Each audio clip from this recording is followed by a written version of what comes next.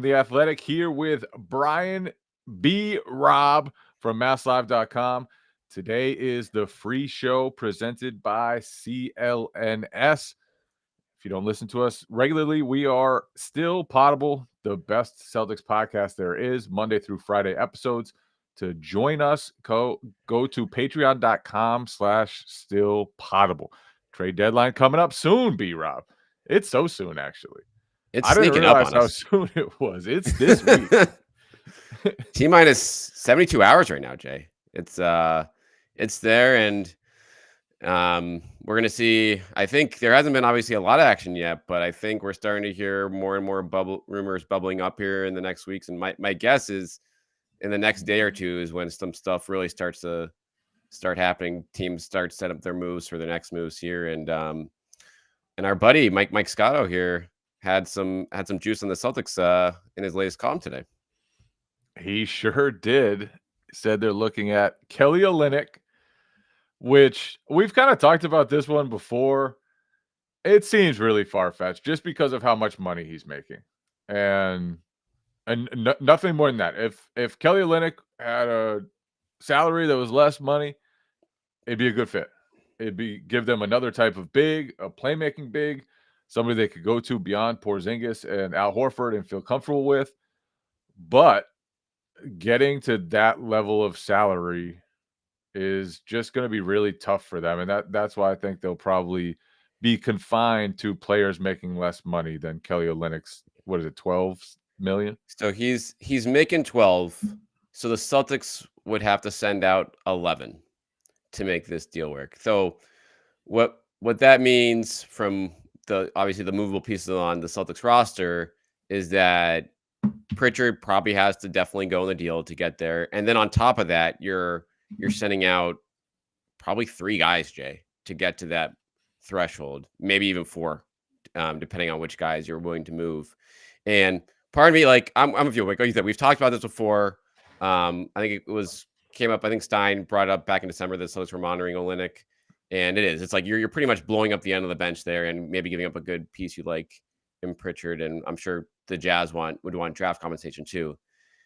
The other side of this now, though, that we're still looking at is it like Olynyk is technically like that's like the best case available big if you're the Celtics right now. If you really, really want to protect your front court for insurance purposes and say, you know what, we can clear out the end of the bench, we can find a different point guard to replace Pritchard off the bench, and we're worried more about like the health of our guys rather than the big wing that Brad Stevens talking about. So like from that standpoint, I mean, how much hesitation do you have in terms of just blowing up the bench to that degree to take a bigger swing like this? So it's not that I would be hesitant to add really whatever bench pieces in a bigger deal, or a deal to get someone with a little more salary. It's just that those deals are really tough and sometimes close to impossible because now you've got to send these players to other teams. They have to either waive their own players, waive the new players, whatever. It's just headaches. And a lot of the time stuff like that is hard or impossible to figure out. As far as like and I also think there's value in keeping Pritchard. And I agree. He's going to be on a very manageable contract. He just signed an extension that'll pay him like between $7 and $8 million per year for the next 4 years. He has become a valuable backup point guard who never turns the ball over, who has a great assist to turnover ratio, who can shoot and score in bunches at times. So, and he's young. And to me, I'd rather have him probably than a third big in most cases, even though Kelly Olynyk is a good player, would be a good fit.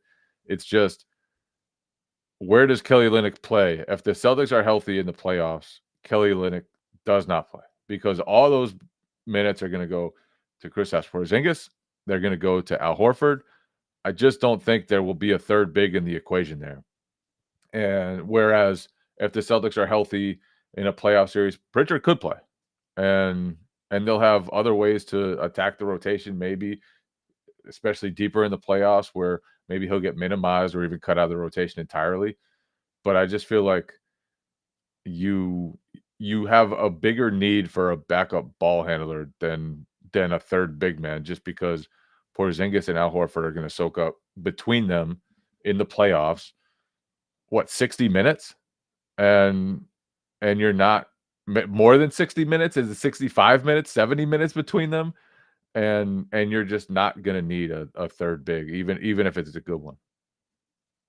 Until someone sprains an ankle, though. And I guess that's like but to your larger point, though, it is like losing Pritchard is not some small thing for this team. Like to have to give up more assets on top of that for a guy who won't play, like you said, if they're fully healthy, or would play certainly spot minutes in the playoffs. And like maybe if Al's having a bad game, you give Olynyk a chance. But beyond that, I'm with you. Like he's just an insurance policy, and a very expensive one at that, and one that's strictly a rental. Since he's beyond an expiring contract, like Pritchard is signed for 4 more years at a very manageable number. And your long-term situation, money-wise, is a situation. Those guys are pretty damn important right now, because you're not going to be able to add anything useful beyond minimums on the open market for the foreseeable future. And Olynyk's having a great year, but he's at the same time really he's good. Phenomenal. Like what is he, like 56% from the field? The averaging a ton of assists per 36 minutes. Just having a really, really good year. Could he be better than Al in some situations, do you feel like? Like, conceivably? For offensively, sure. Defensively, not close. And Kelly Olynyk, positional defense, we could recall Brad Stevens must have said that term about Kelly Olynyk a million times when he was the head coach of Olynyk. But Al is just a totally different level defender than Olynyk is. And in the playoffs, to me, you need that. Like, I'd rather have a big man who can guard really well, and guard no matter what type of opponent you're playing against, who can guard Joel Embiid, if Joel Embiid is healthy, who can guard Giannis, who you can stick on these matchups and feel comfortable with them in those matchups. That's a huge, huge trait. So maybe at this point, Olynyk is like a more versatile offensive player, but also he wouldn't be asked to do a lot of that stuff in Boston. It would be a totally different usage for him than he has in Utah. So I'm into Kelly Olynyk as a player. I just don't see how a move happens. The other 2 names Scotto mentioned in his piece were Delon Wright and Andre Drummond. Wright would sort of fit what the Celtics are looking for, a big backup wing. He's sort of like a guard, has good size, knows how to play, would not be too expensive. And Andre Drummond rebounds the heck out of the basketball, doesn't really do a whole lot else other than that. So to me, those names are like if they get one, sure, fine. Then it'd be a different type of option in Drummond in the front court, somebody to just gobble up rebounds, especially on the offensive glass. If you get Wright, fine. It's another guy you can feasibly plug into a playoff game. But like, to me, those are like those would be lower tier additions for the Celtics to go out and get one of those guys, somebody that I don't think would really make much of an impact. All right, let's get into those guys a little bit more here, but first let's do a quick break from our sponsor at FanDuel. Happy Super Bowl to all who celebrate from FanDuel, America's #1 sportsbook. FanDuel has so many ways for you to end the season with a W. Not only can you bet on who will win Super Bowl 58, but FanDuel also has bets which players will score a touchdown, how many points will be scored, and so much more. New customers join today and you get $200 in bonus bets if your first bet of $5 or more wins. Just visit FanDuel.com/Boston to sign up. That's FanDuel.com/Boston. Make every moment more with FanDuel, an official sportsbook partner of the NFL. And we're back. The other part of Delon Wright, which wouldn't be the biggest issue in the world, but he's making close to $8 million this season, so he would not fit into the $6.2 million trade exception that the Celtics have. It wouldn't preclude a trade necessarily, but it would just make things a little tougher for the Celtics to get there. To me, like $12 million is probably out of their price range. Maybe if they can cobble together and find a team that can waive a couple guys and find a team that can also deal with the Peyton Pritchard poison pill, which isn't that bad because there's not a huge difference between his salary this year and his salary next year, but it is a complicating factor. You maybe get to 12, but probably not. Eek up there. 10-ish, you could probably get there, but it would have to be like, all right, we need this guy, let's go get him. 8 is more manageable. So Wright would kind of fit into I wouldn't say the sweet spot, because under the trade exception would be the sweet spot, but 8 is easier to get to. Right. 8 you can get to without trading anyone you need to get you like off your bench right now. That's in your rotation. Like you can get there without moving Pritchard, without moving Hauser. You can cobble together 3 minimum guys together, and that's probably going to be enough to for the matching purposes. But yeah, it's funny. It's just the layers of deals they can make here, Jay. It's like level 1 is the Grant Williams TPE up to $6 million. It's like, that's easy. That's just trade draft picks, bring back a guy. You have an open roster spot. You really don't have to mess with anything else. Super non-disruptive, just adding more to the puzzle. 8 to 10 million is like, okay, you kind of got to shake things up a little bit. You're going to lose a few guys off the bench, but still don't have to do anything bad to your rotation in terms of messing things up there. And then it's the big swing of like, okay, if you're going to go over $10 million and then things, it's like, all right, you got to swallow hard and think like, do we really want to make this kind of a change? Because it's not just, it's going to be disruptive for the long term, disruptive for the short term in terms of the salary cap picture, and also just like what the rotation looks like. Because if you're moving a Pritchard or something like that, like even if it's for like maybe you get Olynyk and you trade for Wright too, but even that you can't even do 2 of those moves yet, because when you make one of those, then you have nothing left over to trade to make like a secondary move unless it's going to fall in that TPE. And that's part of what Brad Stevens tried to stress when he met with the media. What was that, a few weeks ago? Yeah, he was basically just saying, yeah, we would love to upgrade this team, but we really don't have many options, just financially speaking. Like, it has nothing to do with the desire to go get someone. It has nothing to do with will they pay up like salary purposes to get somebody. It's just literally, unless they want to break up their top 6, which they are not going to do. They're not trading one of their starters. I would be absolutely stunned if they move Al Horford. They are going to keep that group together and move forward. And if you're going to do that, then you're just extremely limited with what you can do financially speaking, looking for trades. And that's why the names you've heard have probably been mostly underwhelming. That's why even when like Denny Avdija comes up or Isaiah Stewart now, who signed an extension, those salaries are really tough to get to. It's like 15 million. Sorry, guys, can't do it. It's really tough. So I do think the ship has probably sailed on those guys, and it's just going to be really tough for the Celtics to get anyone who makes reasonable money. And in this case, it's like above mid-level exception, basically. Like, sorry, Celtics can't really chase after those guys. It is. I mean, if there was 1 year to do that, though, with the way, I mean, we talked a little bit out on the show last night, Jay, with like the Embiid injury now and how the East and just how the Bucks look in general, like golden opportunity here for the Celtics. And so if you are going to take a swing for the right guy within, and maybe have to stretch, maybe even overpay a little bit for a guy, this is the year to do it still within those parameters, which is a very very tough to thread when it's like those guys, the guy you want to maybe overpay for, he's just not available. His team doesn't want to move him.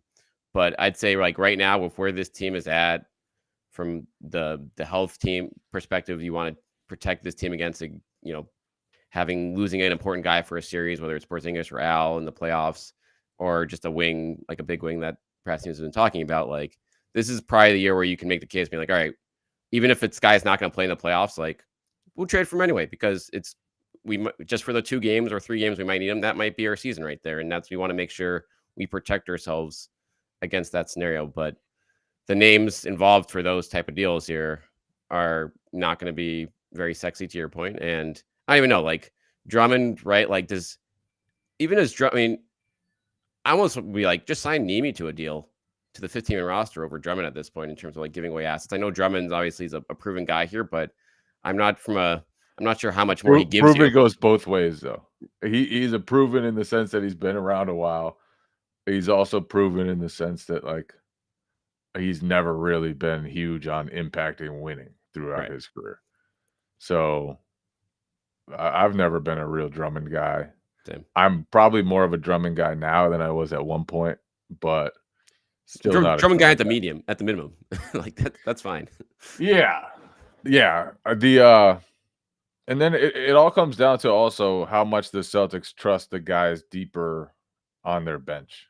O'Shea Brissett has played pretty well lately. Delano Banton has kind of fallen out of favor. Lamar Stevens had that one game against Orlando where he played center and everything went really well, and then hasn't really been seen from since. So I don't know exactly where they feel about their bench, but it's safe to say that when Brad Stevens was talking to us a few weeks ago, they seemed to be hunting for a big wing, which didn't really express too much confidence in how they saw Brissett and Banton and Svi and Stevens and all those guys. Maybe Brissett has played himself to a level above the other guys he probably has lately, but I still feel like they want someone who can combine a little bit of defense and a little bit of shooting, and that combination I'm not sure they have on their bench behind Sam Hauser right now. Yeah. And in that discussion with Brad, like, he talked about, the answer might be in-house here. He pretty much like wanted to give those guys the opportunity in these last few weeks here to say, hey, someone can go claim this, if you will. And not that they've had a lot of opportunities to, but no one within that group you just outlined has really stuck out. Like Brissett, like I said, he probably should feel safest about his role. Like, he's someone, from an offensive rebounding standpoint, from an energy standpoint, like he has a role there, and that'll help at least in the regular season. But the rest of those guys, like, just haven't obviously stuck out at all, even when they have had their chances earlier in the year. And so I think, no one, if there are going to be moves in the next 3 days, I think those are the guys that are probably going to be the movable salary, if you will, the places you look for the upgrade, just to, even if it's a marginal one, it's maybe you just feel better about it. But it's, those guys I think are well liked in the locker room. I think this team's had, pretty good chemistry all year long, and that's not going to exactly drive what Brad Stevens and the front office are going to do at the deadline. But you moving out 3 or 4 of those guys, like, just to add someone else, like, that's not something that will exactly be taken lightly either, I don't think. Remember when the trade deadline used to always be crazy? It used to be like, can they get Anthony Davis? Yeah, right. Will they get Jimmy Butler or Paul George, or Jimmy Butler and Paul George? It was like every year seemed like the Celtics were always in on the biggest guy. With this year, their trade deadline basically came early. They went and got Drew Holiday before the season, and they used some of their trade chips. They used their flexibility, and they don't really have too much of that anymore. So we'll talk about the Jay Sean Tates of the world and the Kelly Olynyks of the world and the Andre Drummonds and Delon Wrights and all those guys. And the reality is that it's going to be really tough for anyone to come in and crack the Celtics rotation. It's going to be tough for someone to come in and take away minutes from one of the top 8, top 9, if you include Luke Cornett. It's just going to be hard. The Celtics have played really well no matter who's been on the court this year. They've functioned at a high level, which is really the point of the bench. I know people can say, Pritchard doesn't average that many points. Hauser, he's not averaging 12 or 13 points. They don't have Malcolm Brogdon anymore, who is the 6th man of the year. the point is they play well with those guys on the court. Those guys have complemented the best players. They've played their roles. They've been competitive defensively. They've done what they're supposed to do. And I think that's part of why Brad doesn't really want to risk making a big move, or even if he could, but doesn't really want to. He doesn't want to risk what they have right now, which is everybody on the same page, everybody driving the same boat. It's been a really good thing for the Celtics so far. And I think that's top to bottom. I don't just put that on the starters. I don't just put that on the top 6. It's everybody. Hauser, Pritchard, Cornette, Nemi is coming and giving a good minutes. Brissett comes in and gives them energy. Like it's a good locker room right now with everyone on the same page. And that's something worth trying to preserve, especially when you're as good as they have been. I think the key is like just getting another piece that you can feel comfortable playing in a playoff series. That would be my goal going into the trade deadline. Try not to disrupt anything, but just go get somebody that you'd feel okay with if you had to play them, because I don't know, Jason Tatum and Jaylen Brown got in foul trouble, and you just need somebody to go in and guard, let's say, who's on, like, and go guard Max Strus. I don't know. There you go. Just go guard Max Strus, make a jump shot or two, and that's it. All right, let's take a break here to hear from our sponsor, Factor, and then I see a lot of questions in the chat here coming up here too, Jay, so we could entertain some of the listeners here. Started on your resolutions with Factor, so you're ready for the new year. Factor's ready-to-eat meal delivery takes the stress out of meal planning and sets you up for success in the new year. Skip the grocery stores, prep work, and cooking fatigue. Instead, get chef-crafted, dietitian-approved meals delivered right to your door with over 35 meals to choose from per week, including options like keto, calorie smart, vegan plus veggie, and more. Plus, over 55 weekly add-ons. You'll have a ton of nutritious and flavorful options to kickstart your New Year resolutions. Factor is cheaper than takeout and much better tasting food. So if you just want that occasional meal, or if you want to plan your entire week, you can go to factormeals.com/winning50 and use code winning50 to get 50% off. That's code winning50 at factormeals.com/winning50 to get 50% off. It's an absolute steal. That is factormeals.com/winning50 with promo code winning50 and you get 50% off. And we're back with we're gonna do a little go into the comment section. We've got some ideas from the listeners here. Then we'll get to the Joel Embiid injury after that, how much it is shaking up the Eastern Conference. Julian asks, a player that I want this, or says a player that I want the Celtics to trade for that is still somewhat realistic is Saddiq Bey. He's young and on a cheap contract. Great backup wing for the Jays. I'd be not against it. He hasn't been great this year. Saddiq Bey hasn't really developed probably the way some people expected him to. I'm not sure whether the Celtics would be into him, but the Hawks contract situation, they could theoretically be looking to shed long-term money, and he's in the final year of his rookie contract, so he's a guy that could be on the move. I wouldn't hate it. It would be fine. B-Rob, do you have intense thoughts on Saddiq Bey? I feel like he always has good games at the Garden. That's probably the main incentive here. If Brad Stevens cares about his track record there. Who started a career better in the Garden, Saddiq Bey or Ayo Dosunmu? Ooh, I mean, Ayo, like, he was unbelievable. That, like, what was that 2 years ago where they just shot, but neither did Saddiq for a while. Right. I remember when everyone used to be mad at the Celtics for passing up on Saddiq Bey. It feels like he's been around for more than 4 years at this point. Yeah. Well, he was around in college for a long time too. That's So true. you've known about Sadiq Bey for a long time. He's been part of your life for a long time. And so that's probably why you feel like Sadiq Bey has been in the NBA forever. He is averaging 13 points per game this year. But his 3-point shooting is way down, about 30%. That could be a factor of his looks. That could be whatever. But if Sadiq Bey is not hitting 3-pointers, then it's the wrong move. I don't know if you'd feel more comfortable putting Sadiq Bey into a playoff series than one of the guys the Celtics have on the end of their bench, but I don't know. Yeah, like, is he gonna play over Hauser? Like, maybe, like, He's not a conceivably super. if he goes into a slump, but No, no. I right, would like I would not not play him over Hauser. Never. He shoots 35% from 3 for his career, which is fine, but not great at all.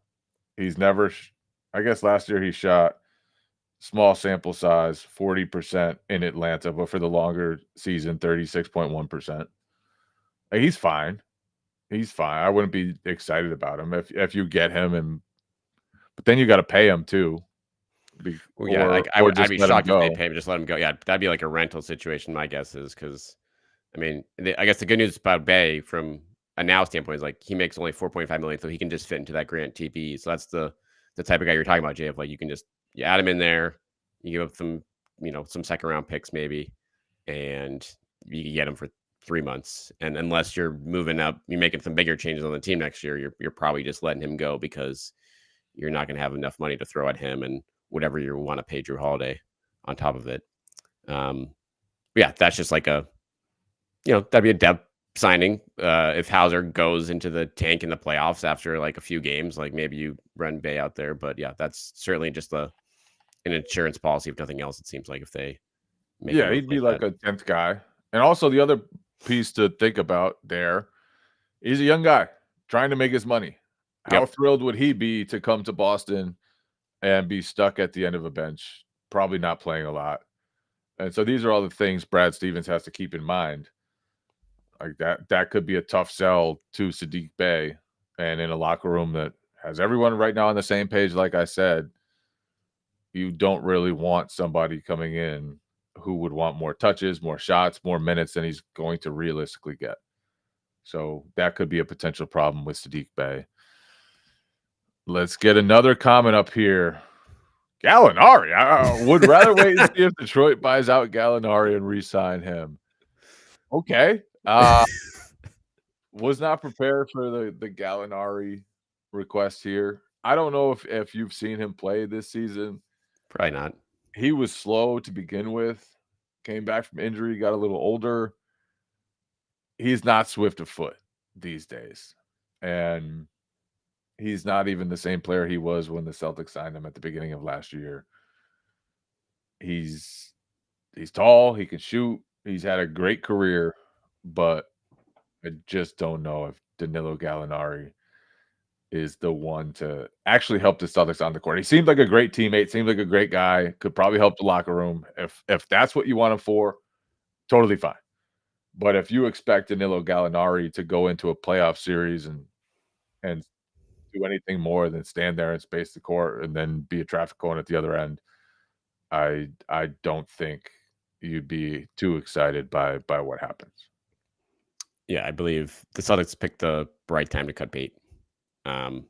Just moving him before the season started, and tough situation, but it is what it is. And he just wouldn't be playing for this team. And even as a extra depth piece, I'm not necessarily sure that's you're going to be confident to throw him out in the playoffs or in any situation, even if injuries hit. But here's another more interesting name coming up here from John. Thoughts on Nadia Marshall? Some rumors linking him to the C's, realistic and affordable. Where are you on Marshall, Jay?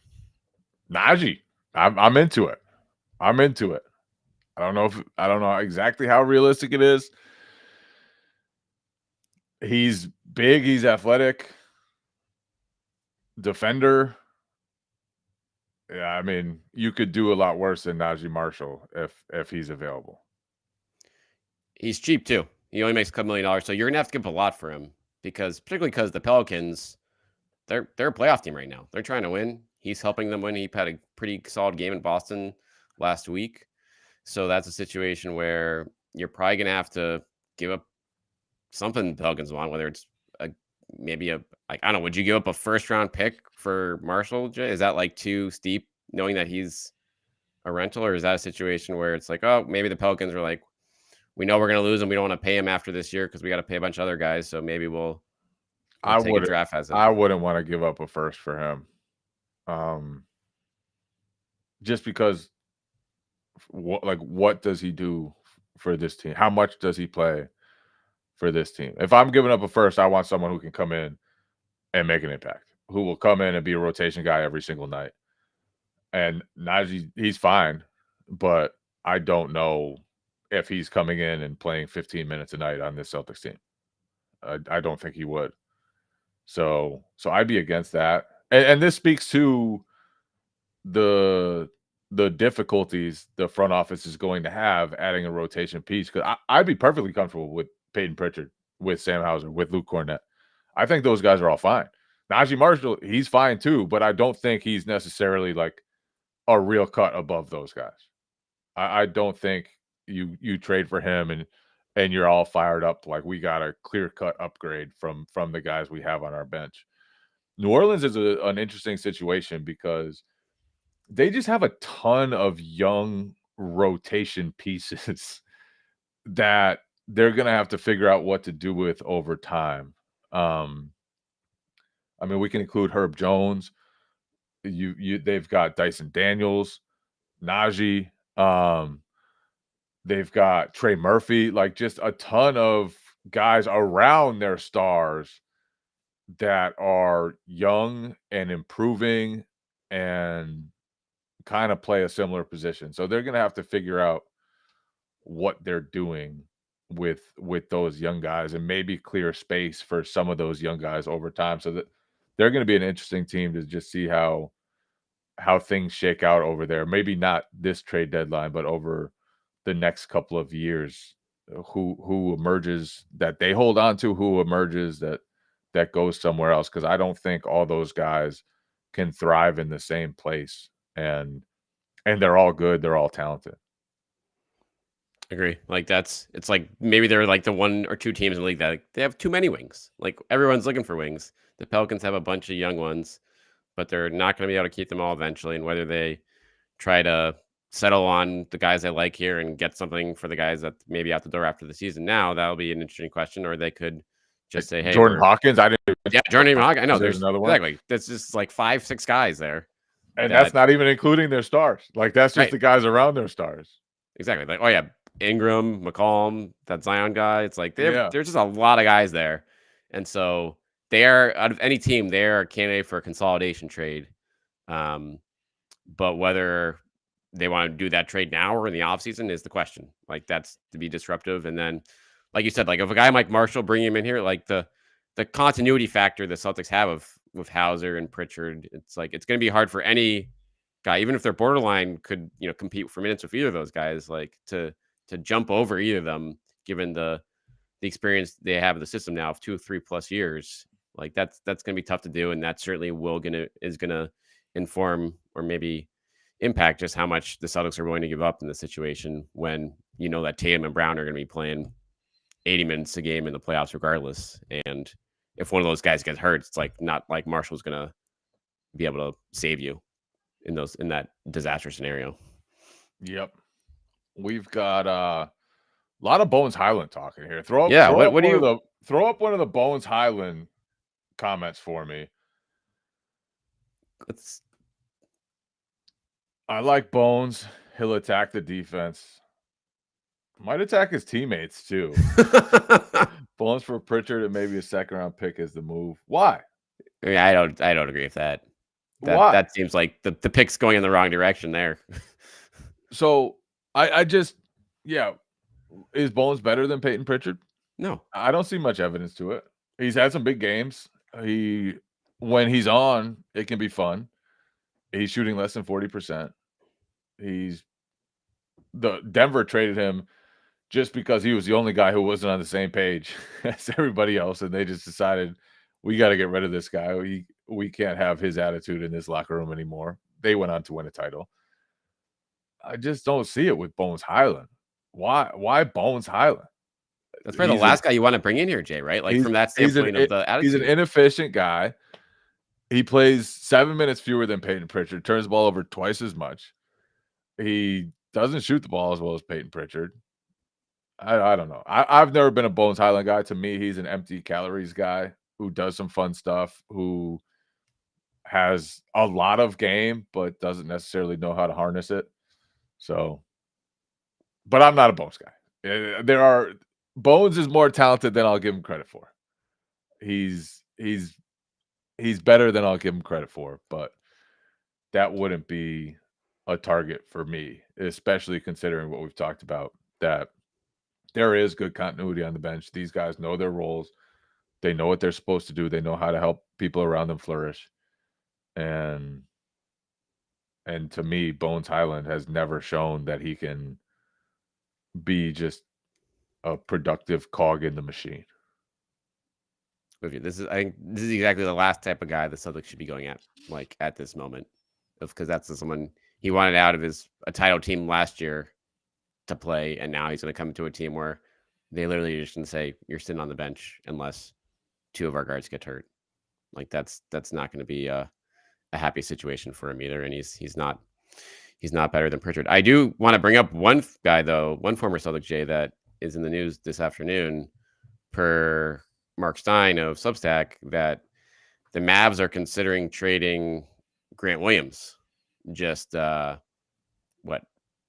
months into his tenure in Dallas. Reportedly, I mean, who knows how serious these talks are, but they potentially have talked to the Bucks about Bobby Portis, which would add a pretty fun layer of spice. And I want to say the Bucks have had their eye on Grant maybe 2 or 3 trade deadlines ago. I feel like there was Dante DiVincenzo buzz. That's right, wasn't there? DiVincenzo buzz for Grant when he ended up getting traded to, was it the Kings?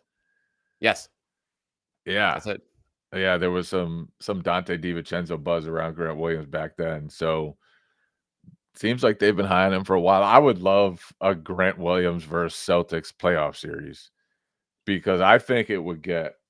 I think there would be some serious, not bad blood, because those guys will always be friends, but I think they would hate Grant Williams for those 7 games or 4 games or 5 games or 6 games, however long the series went.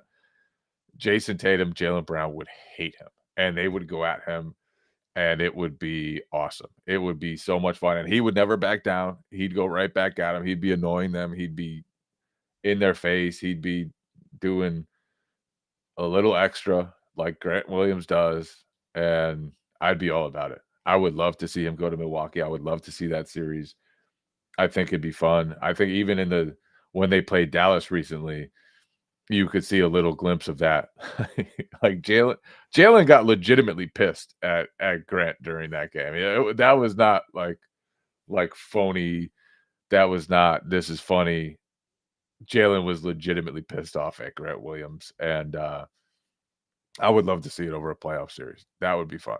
And the Tatum block too was glorious. That Tatum block too. I think that was in good fun.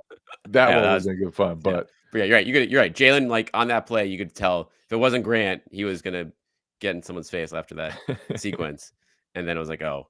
But yeah, it's the amount of storylines in that series, Jay, would be phenomenal from a coverage standpoint, with whether it's the Drew Lillard aspect of it. Now, if the Bucks got Grant, that'd be a nice secondary subplot. Obviously, Doc Rivers taking over there now with his C's ties. Like there just be a lot of meat on that bone from a reporter's perspective. So I feel like, yeah, bring that trade on. That would be add even more spice to already very, very spicy potential playoff series.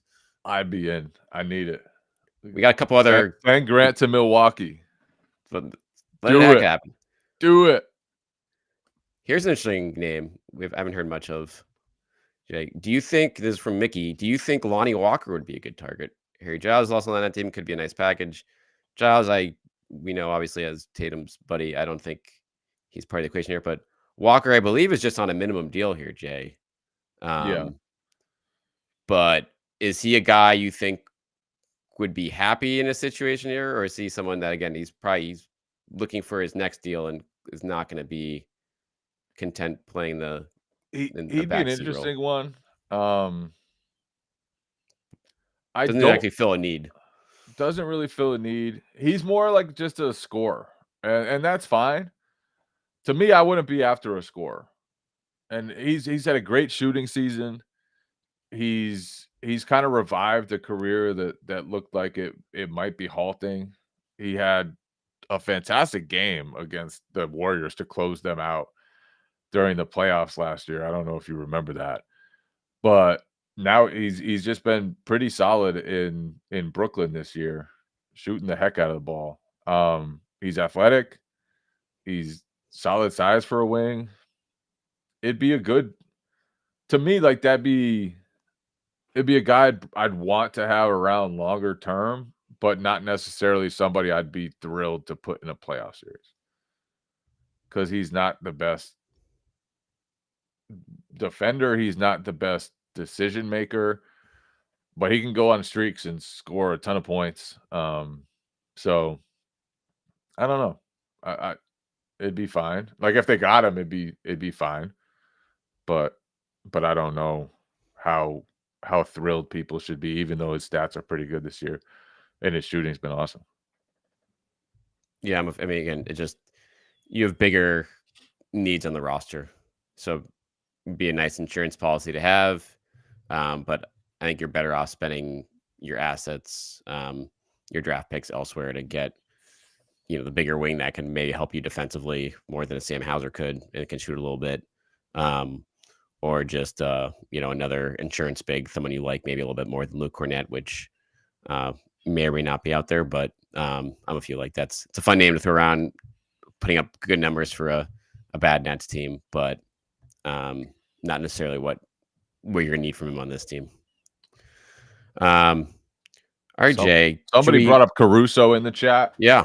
Let's go put that over. I don't think that's realistic. I think the Bulls are actually going to keep Caruso. I don't know if they should, but it sounds like they probably will. So, but he'd be one of those guys. His contract, I forget exactly what it is, but it's in the 10 million-ish range. He'd be one of those guys that they could get to that level for Alex Caruso because he's Alex Caruso, because he would give them a third, like all defense level guard. That'd be insane if they somehow got Alex Caruso to put next to Drew Holiday and Derek White. They'd have maybe the three best guard defenders in the entire league. Sorry, Marcus Smart. And that's one where healthy guard defenders at least. And you could trade Pritchard for him, like as part of that deal, if we're available, and like that'd be obviously a clear replacement / upgrade. That'd be, worry about that transition. Go for it. You wouldn't worry about it. It's to get somebody who's going to be playing a bunch of minutes for you, who's going to be making a difference, who can absolutely impact the game, who can play it at a high level in the playoffs. But yeah, I don't think he's a realistic target for the Celtics. It just truly doesn't seem like that's a real possibility. You'd have to bowl the Bulls over, I assume, with multiple first round picks and on top of Pritchard, and even that, I mean, who knows what if they're really holding tight to him, like that might be just too much in itself. One name that I've kind of bet around that would be in my head, that would be sort of Caruso very light. Chris Dunn. And I don't know what the Jazz would feel about moving him, but he's another guy who he's really revived his career. He's become just an awesome perimeter defender and can really make guys' lives hell. So again, I don't know what the Jazz mindset will be there. They do have a number of guards. They have a team that's good but not great. It's hard to tell exactly what Danny Ainge will do over there, but Chris Dunn, I just like how he competes. I think he's pretty good, and I think shooting 41% from three this year, Jay, too, on top of it. He's gotten good. He really, it's a pretty cool story. Obviously, he was in Jaylen Brown's draft class. He was out of the league last year playing in the G League, and just kind of kept playing and worked his way back in. Had some injury issues earlier in his career, on top of just a slow start to his career. Now he's back, and I think he's actually pretty good. His defense is so fun to watch. Like, that dude just absolutely guards, and I think it's not really a Celtics need, like another guard defender, but I think he's also a cheap guy that would fit into the trade exception. So that would be just a name that, as I look at the possible options under $6.2 million, his name sticks out as somebody who might be gettable and not super expensive. Agree. I mean, there's a lot of guys on this Jazz roster that make that, smallish money that the Celtics could take a look at. And like I said, Dunn, he's only 6'3", but he can obviously guard up a little bit if you need him to. And yeah, if you're just looking just a 4 to 5, you want to upgrade the slots 11 through 15 with just some more proven guys. Like, he certainly fits the bill on that front. And maybe you work out something bigger with the Jazz and get a couple of those guys and slot him in, since he's only, I think he would even fit into I think he's just making the minimum. So you don't even need to use the grant TP for that. He could just go into the minimum exception via trade there. So one to watch. Another one. I haven't heard that one in a while. It's a good one, Jay. Who knows? Who knows? Who knows here? I think so Jay, we'll probably put a bow on this pretty close here, but if people we're going to be all over the trade deadline all week here at Still Poddable. So where can the people get it here if they want daily analysis and updates all week? Come to patreon.com/stillpoddable. We have an exclusive group chat for members of our podcast. You'll be able to ask us questions in there. We should do a mailbag pod with everybody's ideas. Let's do that. But you have to sign up for it. Go to patreon.com/stillpoddable. You'll be able to see where to send in your mailbag questions, and you can sign up for 7 days all week. 7 days free trial. You can just give it a try this week. Yeah. If you like it, stick around. Like Jay said, we have an exclusive chat in there. We have daily episodes of game analysis, lots of guests. And this is a situation where this week we're going to be all week long giving you the best Celtics analysis anywhere. And so we really love you guys to come check it out with us and get daily no ad shows straight to your listening app of choice. Yes, sir. Before we go, we did talk about the Joel Embiid injury stuff on our last podcast, but for some reason, 3 minutes of our audio went haywire, and that was the 3 minutes. So let's discuss the Joel Embiid injury fallout. And obviously, we don't know yet whether he'll miss the rest of the season. We don't know whether there's a chance he's going to come back. I guess we do know that there's a chance, but right now it hasn't been ruled out. Right now it hasn't been decided one way or another exactly what path he's going to go on for this surgery. It's a huge injury. Feel bad for him. He's dealt with injuries throughout his entire career. They set him back for a long time. He's worked through a lot of stuff, clearly put in a lot of work on his body to deal with all that, to come back from that, to become the league MVP.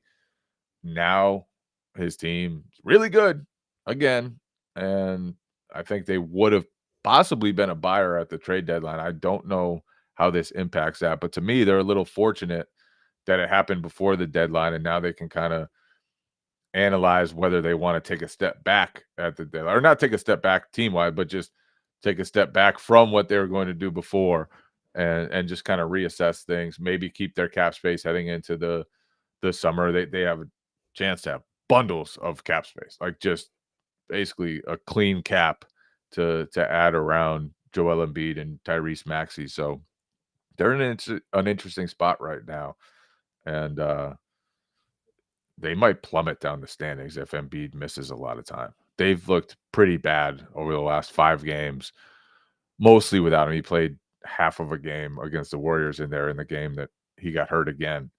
But it's a huge wrench in the Eastern Conference. It really is. And the subplot here of what they're going to do is going to be fascinating. But I don't know, Jay, I think this is going to be good news in terms of like you said, that's a team that could take in a big swing in the next week right now. But I think it's pretty safe to say they have no real incentive to do that now. So with a lot of things seemingly lining up for the Celtics well to make a real serious run in the East this year, this is to the list. And even if he does come back, it's just hard to envision him even in April coming back from a surgery like this being anywhere close to 100%, getting back his conditioning like during the playoffs itself. Yeah. And with those things, especially for a guy that size, like we've seen Russell Westbrook come back from a meniscus, I think, in something like 11 days. And he came back and he was just his bouncy, usual athletic self. But for a big guy, especially with a big guy with Joel Embiid's injury history, you wonder if he'll be able to come back quickly, if he'll be able to come back right. And if he's not right, to me, if I'm that organization, I would much rather be safe with him, let him rehab, give him time to just clear his body up, get some rest, and not really test it. So just sucks. Just really, really sucks. He was having another MVP type season. He was having like just an outrageous season. For him to become the shooter he's become in the mid-range and just the face up, like shoot over the top of guys, like he's Kobe Bryant, like he's Kevin Durant. It's insane the efficiency he has from the mid-range. And I mean, he's just put together an outrageous season. It's too bad that he had to deal with such bad injury luck again. But yeah, the 76ers, they're in bad shape right now. The Bucks trying to right themselves after Doc Rivers, but 1-3 under him so far. The Cavs are surging, the Knicks are surging, so it might not be the cream of the crop people expected at the top of the Eastern Conference other than the Boston Celtics. The Cavs have been great. The Knicks have been great. I think those two teams could be as dangerous as any by the time the playoffs come. So maybe Milwaukee will get it together, start to defend at least a little bit.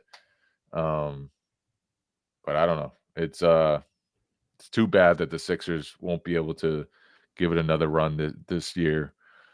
Or maybe they will. Maybe Joel will come back and he'll be fine and everything will be all right. Thank you guys again.